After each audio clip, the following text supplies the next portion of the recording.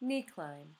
All right, spread the fabric, and you're going to lift as you pike, and you're going to hook the knee pits on the fabric on one pole. You're going to climb above, and then you're going to return hollow body.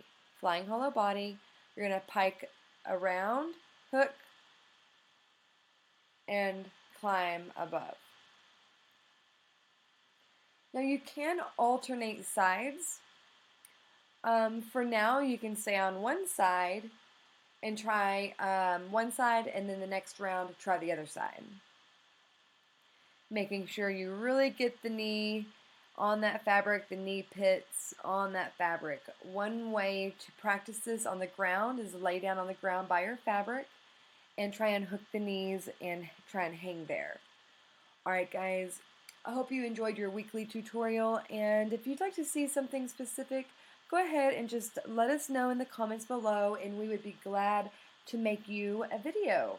Alright, subscribe to our YouTube channel and ring that bell so that you get the notification when we drop the newest tutorial. Alright, Flight Tribe, we'll see you soon.